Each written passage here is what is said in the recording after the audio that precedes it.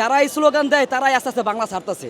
জামাত শিবির ইনশাল্লাহ ছিল, জামাত শিবির আছে এবং ইনশাল্লাহ কিয়ামতের আগ পর্যন্ত জামাত শিবির থাকবে। আমরা কারণ নাম বলতে চাচ্ছি না, যারা এই স্লোগান দিবে তারাই দেশ থেকে বিতাড়িত হবে। বিগত সময় যারা করছে তারাই এই দেশ থেকে পালাইতে হয়েছে। জামাত শিবির এই দেশে আছে, এই দেশে থাকবে। মানুষ এখন জামাতকে চায়। আমার ঠিক পেছনে সোহরাওয়ার্দী উদ্যানে জামাতের জাতীয় সমাবেশ চলছে, মহাসমাবেশ চলছে এবং আমরা দেখতে পাচ্ছি আসলে এখানে ব্যাপক জনসমাগম, ব্যাপক মানুষের উপস্থিতি। দর্শক, যে ব্যাপারটি নিয়ে আসলে এই কন্টেন্টটি করতে যাচ্ছি, জামাত শিবির রাজাকার এই মুহূর্তে বাংলা ছাড়, এই স্লোগানটি আসলে বিভিন্ন মহল থেকে বিভিন্ন সময় বাংলাদেশে উচ্চারিত হচ্ছে। এই স্লোগানটির ব্যাপারে জামায়াত ইসলামীর যে কর্মী সমর্থকেরা এই সমাবেশে অংশগ্রহণ করেছেন তাদের অভিমতটা আসলে কি সেটাও জানা আসলে প্রয়োজন। তাদের সাথে একটু কথা বলে জেনে নেব যে এই যে স্লোগানটি দেওয়া হয় বাংলাদেশের বর্তমান প্রেক্ষাপটে, এই স্লোগানের ব্যাপারে তাদের অভিমত আসলে কি। RICL TMX, যুগের পর যুগ স্থাপনা থাকে মজবুত।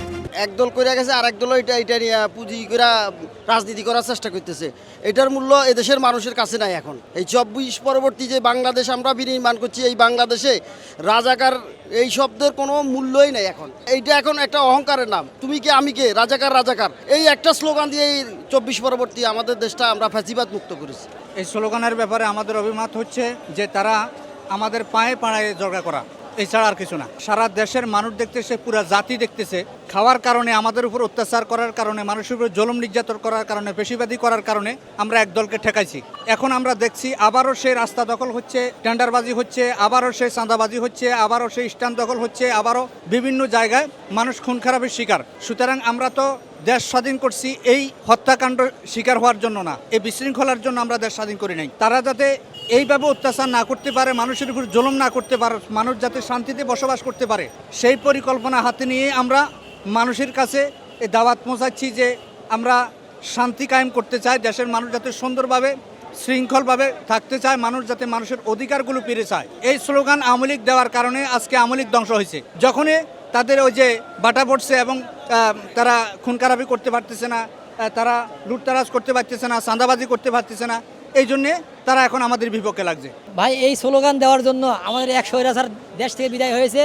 আবার এই স্লোগান নিয়ে আবার এক দল এই স্লোগান দিচ্ছে, তারাও আবার দেশ থেকে মনে হয় আবার এই 100,000 বিদায় হবে। আমরা কারণ নাম বলতে চাচ্ছি না, যারা এই স্লোগান দিবে তারাই দেশ থেকে বিতাড়িত হবে। আমরা জানতেছি, আমরা চাই আল্লাহর জমিনে আল্লাহর দিন প্রতিষ্ঠা হোক, ইসলাম প্রতিষ্ঠা হোক, আগামী দিন ইসলাম প্রতিষ্ঠা হবে। আসলে কি এই স্লোগান যারা দেয় তারা হলো সুবিধাবাদী। এরা স্লোগান দেয় মূলত এই জামাত ইসলাম এবং ইসলামী ছাত্রশিবিরের ঠেকানা কোনো রাস্তা নাই, এই জন্য প্রতিহিংসা পরায়ণ হয়ে এই স্লোগানটা দেয়। ঠিক আছে, জামাত শিবির রাজাকের এই মতো বাংলা ছাড়, কিন্তু দেখা যাচ্ছে কি জানেন যে যারা এই স্লোগান দেয় তারাই আস্তে আস্তে বাংলা ছাড়তেছে। জামাত শিবির ইনশাল্লাহ ছিল, জামাত শিবির আছে এবং ইনশাল্লাহ কিয়ামতের আগ পর্যন্ত জামাত শিবির থাকবে এবং আগামীর বাংলাদেশ জামাত ইসলামের হবে ইনশাল্লাহ। যখন এই কথাগুলো বলে আমি প্রথমেই বলবো তাদের জন্মের দোষ আছে। কারণ একটা সুস্থ মস্তিষ্কের মানুষ এভাবে, একটি সুস্থ মস্তিষ্কের মানুষদের এভাবে বলতে পারে না। আমরা জানি বাংলাদেশে যারা সুশিক্ষায় শিক্ষিত, সমাজকে ভালোবাসে, দেশকে ভালোবাসে, এই মানুষগুলো কখনো অন্যায়ভাবে এবং নিজের আক্রোশমূলক কথা বলতে পারে না এবং কাউকে গালি দিতে পারে না। আমি বিশ্বাস করি মুসলমানের ঘরের সন্তান কখনো এভাবে অকট্টভাবে কাউকে অবৈধভাবে গালি দিতে পারে না, এটা আমরা বিশ্বাস করি।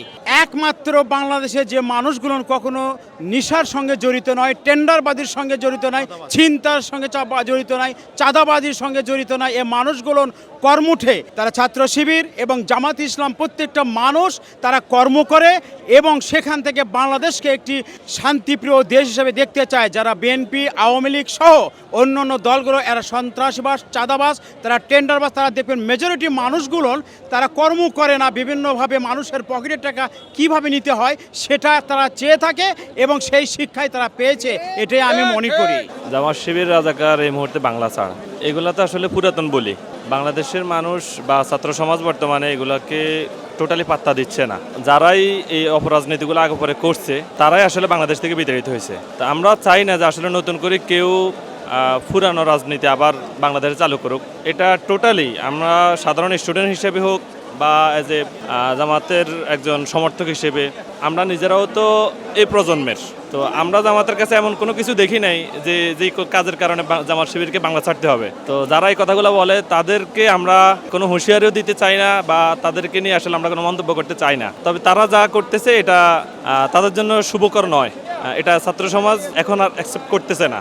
আর বিগত সময় যারা করছে তারাই এই দেশ থেকে পালাইতে হয়েছে। জামাত শিবির এই দেশে আছে, এই দেশে থাকবে। মানুষ এখন জামাতকে চায়, তৃণমূল থেকে শুরু করে শহর প্রত্যেকটা স্তরে মানুষ এখন ন্যায় ও ইনসাফ চায়। কারণ বিগত সময় আমরা ওই অল্প ক্ষুদ্র বয়সে মানে বিএনপি, আওয়ামী লীগ বা এরশাদের আমল যারাই দেখছে, আমাদের পূর্বপুরুষরা, আমাদের সিনিয়ররা, সকলের একটা অভিমত, সবাইকে দেখা শেষ। এবার আমরা ন্যায় ও ইনসাফের প্রতীক দাঁড়িপাল্লাকে চাই। তো মানুষের প্রত্যাশা ইনশাল্লাহ জামাত ইসলাম খুব ভালো করবে এবারের নির্বাচনে, এটা আমাদের প্রত্যাশা।